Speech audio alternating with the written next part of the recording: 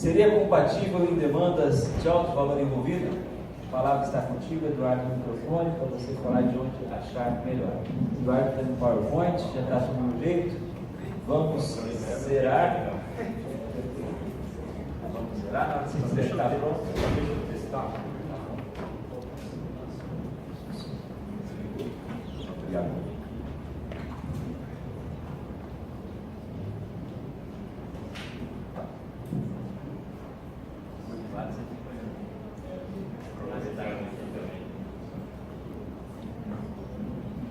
Boa noite a todos. Inicialmente gostaria de cumprimentar e agradecer ao nosso querido professor Luiz Henrique Camargo, em sua pessoa, estendendo os cumprimentos a todos aqui presentes, em especial minha família, minha namorada e os meus amigos. Bom, a pergunta já foi feita, então, juízo de equidade na fixação de honorários de sucumbência.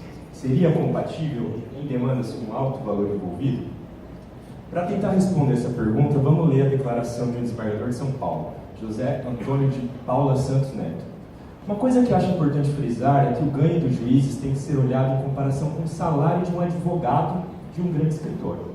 Você não pode comparar o salário do magistrado com o de um trabalhador que não tem formação específica. Essa declaração foi feita no auge da polêmica do auxílio-moradia, e ele recebe o auxílio-moradia não porque ele só tem uma casa própria, ele tem 60 casas próprias em São Paulo. E, bom, já que ele está comparando o salário dos juízes com os nossos, vamos falar então dos honorários sucumbenciais. Qual que seria a definição? São a remuneração que o advogado da parte vitoriosa tem o direito de receber da parte derrotada no processo ajuizado. Qual que é o espírito da nova lei processual nessa matéria? Ela está totalmente detalhada, regrada, justamente com a finalidade de remunerar condignamente o advogado em comparação ao CPC de 73. Inclusive, está positivada a natureza alimentar dos honorários sucumbenciais.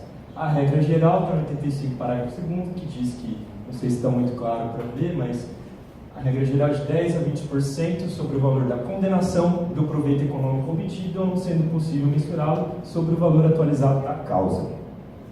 A Fazenda Pública tem requisitos próprios, mas também de caráter objetivo, e a equidade está reservada agora apenas a uma única hipótese que está prevista no parágrafo 8º.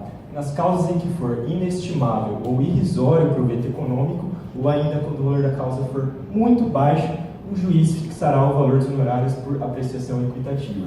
Então, o que a gente consegue perceber aqui é que a equidade ela vai ser utilizada para aumentar os nossos honorários. Mas o que seria equidade?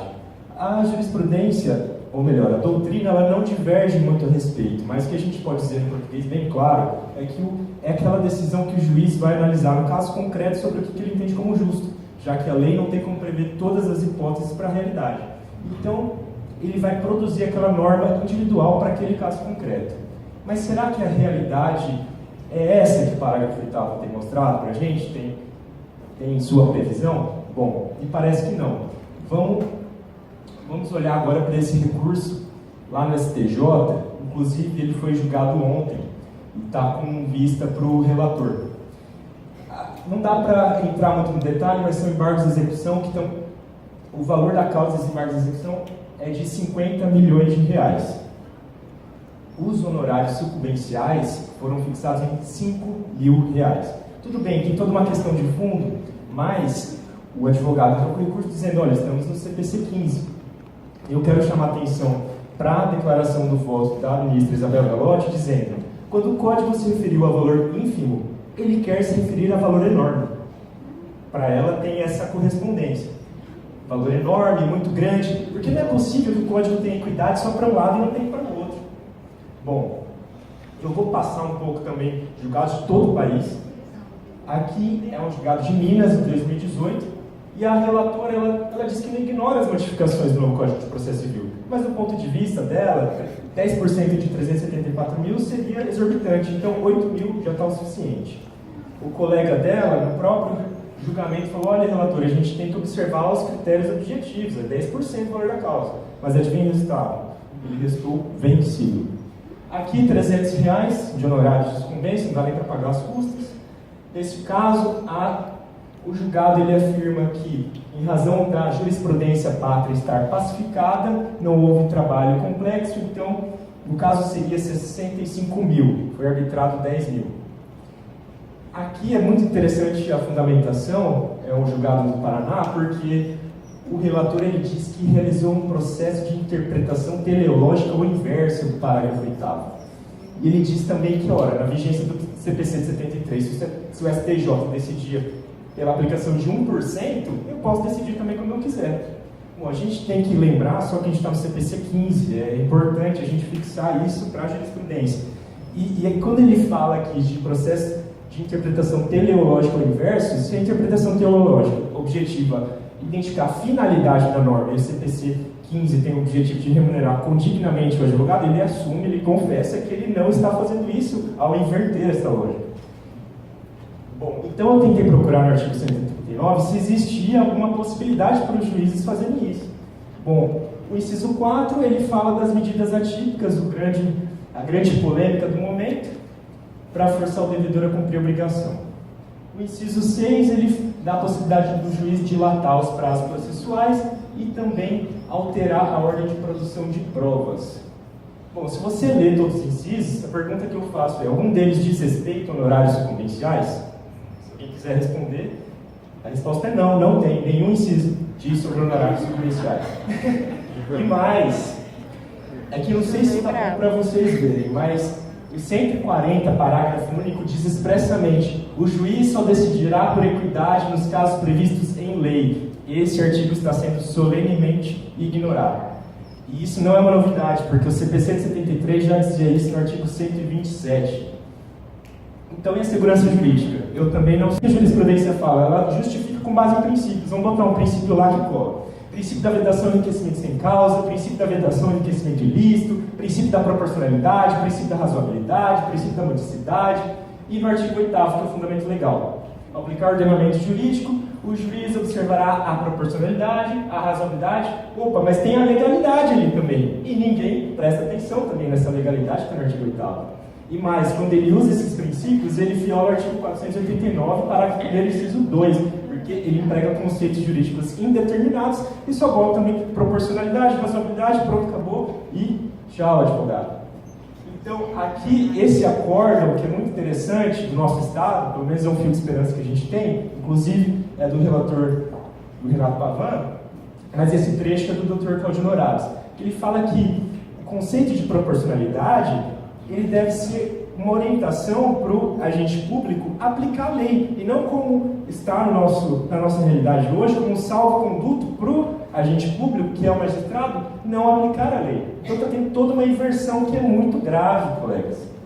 E mais, vedação e enriquecimento sem causa, como não tem causa, a gente trabalhou, tem direito a receber. Agora, a vedação e enriquecimento ilícito, a própria Constituição Federal, artigo 133, o advogado é indispensável à administração da justiça. Vai lembrar o princípio da inércia da jurisdição, o princípio dispositivo. Sem advogado, você não consegue defender ninguém. O Estatuto da Advocacia da OAB, desde 94, os honorários devem ser compatíveis com o aspecto econômico da controvérsia. E quais são as possíveis consequências da aplicação contra a lei do artigo 85, parágrafo 8º, que eu penso?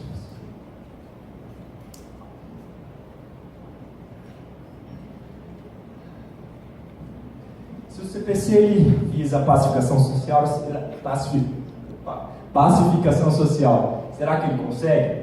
Parece que não, porque o judiciário, ao decidir dessa forma, ele faz uma retroalimentação do próprio volume de demandas que ele não consegue vencer. Porque o jurisdicionado, será que ele pensa, se eu for processado, será que eu vou correr tanto risco assim? Talvez até valha a pena. E o tribunal multiportas, as formas de alternativas de solução de conflitos? Será que o jurisdicionado vai querer mesmo ir para uma mesa de negociação, uma mesa de conciliação? Vai ter que ser estimulado um acordo, se às vezes no processo você pode ganhar tempo? E também como que isso impacta na boa-fé, nas relações sociais. Se hoje já quase ninguém cumpre o contrato, como que vai ser assim daqui para frente? Mas daí você fala, mas tem a garantia do acesso à justiça. Mas o Código Civil também prevê que é ilícito o abuso do direito. E nenhum direito é ilimitado assim. Tanto que o CPC ele coloca as hipóteses de procedência liminar do pedido. Violou um padrão decisório, está fora. E não é à toa também que o argumento que a jurisprudência pacificada não justifica o arbitramento dos honorários sucumbenciais na forma da lei, que está equivocado, porque Se a jurisprudência está pacificada, aí que o jurisdicional tem que pensar 3 vezes antes de estar em juízo, porque daí do outro lado o advogado ele vai fazer o seu trabalho adequado e deve receber por isso. Então o judiciário ele não só desprestigia o advogado, mas a própria instituição. Então algumas reflexões que me vieram à mente equidade definitivamente não é compatível com demandas com alto valor envolvido. Até porque quando o juiz decide dessa forma, ele viola o princípio da primazia da decisão de mérito. Porque se o CPC ele objetiva estar rente à realidade discutida ali, e se esse bem em disputa tem um viés econômico aferível, o juiz, ao decidir por equidade, ele se coloca à frente do próprio direito material, que tem esse aspecto econômico, para ele se colocar como a melhor pessoa para decidir o valor para o advogado.